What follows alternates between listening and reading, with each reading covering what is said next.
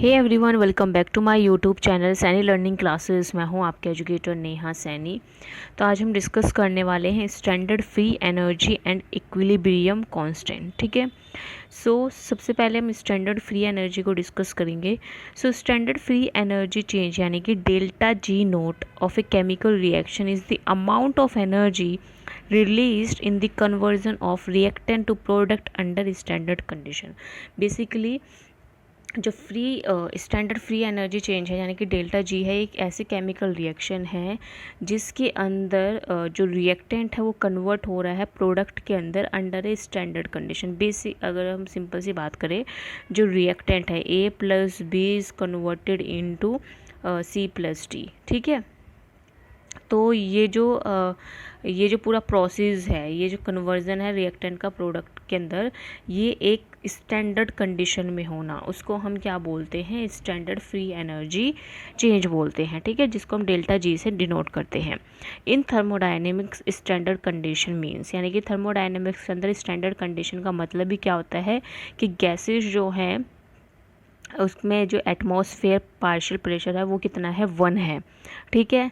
Eight ion और molecule in A solution at A 1 molar concentration, और 1 molar concentration कितनी है? जो आयन और मॉलिक्यूल्स है सॉल्यूशन में, तो उनकी भी क्या कंसंट्रेशन है? 1 मोलर है।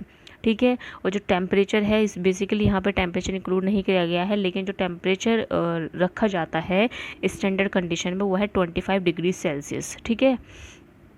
So when we measure delta G standard, we can find out whether the reaction is spontaneous as standard condition। ठीक है। यानी कि इसके थ्रू हम क्या पता लगाते हैं कि जो रिएक्शन है वो स्पॉन्टेनियस है या नहीं है स्टैंडर्ड कंडीशन में। ओके, जैसे कि जनरल इक्वेशन मैंने अभी आपको बताई, A plus B is converted into C plus D. ठीक है। तो ये क्या है? एक जनरल फॉर्म है किसकी? रिएक्शन की, यानी कि रिएक्टेंट किस में कन्वर्ट हो रहा है? प्रोडक्ट में कन्वर्ट हो रहा है इन ए स्टैंडर्ड कंडीशन। ठीक है। तो इस डेल्टा जी से हमें पता चलता है कि कोई रिएक्शन जो है वो स्पॉन्टेनियस है या नहीं है। ठीक है। यानी कि किस तरफ जो डेल्टा जी है वो शिफ्ट होगा, वो डेल्टा जी की वैल्यू ही, यानी कि जो रिएक्शन है वो किस तरफ शिफ्ट होगी वो कौन डिसाइड करता है? डेल्टा जी की वैल्यू ही डिसाइड करती है। ठीक है। तो यहाँ पे सबसे पहले यहाँ पर देखो। ठीक है। एट एनी टाइम, यानी कि जब स्टैंडर्ड कंडीशन है लेकिन इक्विलिब्रियम स्टेट नहीं है, उस टाइम पे जो बेसिकली फॉर्मूला होता है वो क्या है? Delta G is equal to delta G not plus R T I N Q. ये जो क्यू है ये क्या होता है? क्यू क्या होता है? रिएक्शन क्वेशेंट होता है। सो व्हेन रिएक्शन क्वेशेंट का मतलब क्या है? A plus B is converted into C plus D. ठीक है। ये क्या एक रिएक्शन है? A plus B is converted into C plus D, ये क्या रिएक्शन है? तो रिएक्शन क्वेशेंट क्या होता है? Product upon reactant. प्रोडक्ट क्या है? यहाँ पे सी और डी है, और रिएक्टेंट क्या है? यहाँ पे ए और बी है। ठीक है। तो ये क्या हो गया? रिएक्शन क्वेशेंट हो गया। तो basically non standard conditions, sorry, अगर इक्विलिब्रियम नहीं है, नॉन इक्विलिब्रियम कंडीशन में, यानी कि किसी भी टाइम पे जो आपका डेल्टा जी होगा, यानी कि नॉन स्टैंडर्ड फ्री एनर्जी, वो किसके इक्वल होगी? Standard free energy delta G not plus R T I N Q. ठीक है। क्यू क्या है? रिएक्शन क्वेशेंट है। टी क्या है? टेम्परेचर है। आर की वैल्यू क्या है? 8.314 जूल पर केल्विन मोल। ठीक है। ठीक है। आर की वैल्यू क्या है? 8.314। तो ये क्या है? आपकी आर की वैल्यू हो गई है। तो delta G is equal to delta G not plus R T I N Q, ये किस टाइम पे होगा? At any time. ठीक है। अब आते हैं आपका इक्विलिब्रियम कांस्टेंट पे, यानी कि के पर। बेसिकली जो इक्विलिब्रियम कांस्टेंट है वो क्या है? जब कोई भी रिएक्शन इक्विलिब्रियम पे होती है तो उस टाइम पे जो ये रिएक्शन क्वेशेंट है वो किसके इक्वल हो जाता है? ये जो क्यू है वो किसके इक्वल हो जाता है? के इक्वल हो जाता है। ठीक है।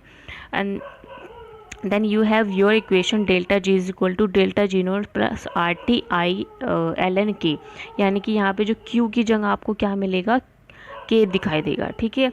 Since at a equilibrium delta G is equal to 0, so the expression can be rearrange to the family delta G not is equal to R T. Basically देखो क्या कह रहे हैं ये, कि जो delta G is equal to delta G not plus R T L N Q, ये है एक नॉन स्टैंडर्ड मतलब सॉरी एट एनी टाइम। ठीक है।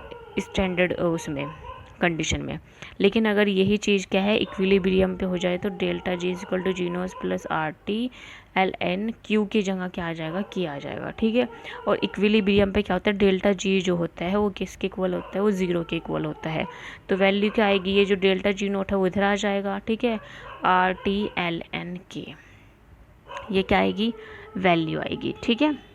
क्लियर इतनी चीज़, ये जो लिए लिखा हुआ है delta G not is equal to minus R T L N की, ये क्या आएगी, वैल्यू आएगी किसकी, डेल्टा जी नॉट की, free standard free energy change की, ठीक है। सो इतनी चीज़ क्लियर हुई कि किस तरह से जो आपका इक्विलिब्रियम कांस्टेंट है और रिएक्शन कोएफिशिएंट है वो आपस में इंटरचेंज हो जाते हैं एट इक्विलिब्रियम स्टेट, ठीक है। इक्विलिब्रियम स्टेट पे जो क्यू की जगह हम क्या लिखेंगे, के लिखेंगे, और अगर इक्विलिब्रियम स्टेट नहीं है तो वहाँ पे क्या लिखेंगे, क्यू लिखेंगे, रिएक्शन कोएफिशिएंट, ठीक है। अब आते हैं कि डेल्टा जी क्या बताता है, delta G tell us the reaction would have shift to left और राइट, यानी कि किस तरफ ये शिफ्ट रहेगी। सो अगर डेल्टा जी जो है वो कम है किससे, ज़ीरो से, तो उस टाइम पे जो रिएक्शन है वो शिफ्ट होगी राइट की तरफ। अगर डेल्टा जी जो है वो ज़्यादा है तो वो शिफ्ट होगी लेफ़्ट की तरफ। अगर डेल्टा जी ज़ीरो है इसका मतलब क्या है कि जो रिएक्शन है वो क्या है, इक्विलिब्रियम में है, ठीक है। So the magnitude of delta G tells how far it has to go to reach equilibrium, यानी कि ये बताता है कि कितनी दूर तक या कब तक हम इक्विलिब्रियम पर पहुंच पाएंगे, ठीक है। जो डेल्टा जी की वैल्यू है ये चीज़ डिसाइड करती है कि जो प्रोसेस है वो किस तरफ शिफ्ट होगा और कब वो इक्विलिब्रियम स्टेट पर पहुंचेगा, क्योंकि इक्विलिब्रियम पर delta G is equal to क्या हो जाता है, ज़ीरो हो जाता है, ठीक है। तो ये था बेसिकली आपका topic standard free energy and equilibrium constant. I hope आज का लेसन भी आपको पसंद आया होगा। तो अब नेक्स्ट सेशन में नेक्स्ट टॉपिक डिस्कस करेंगे। सो मिलते हैं नेक्स्ट सेशन में। Bye bye everyone, thanks for joining.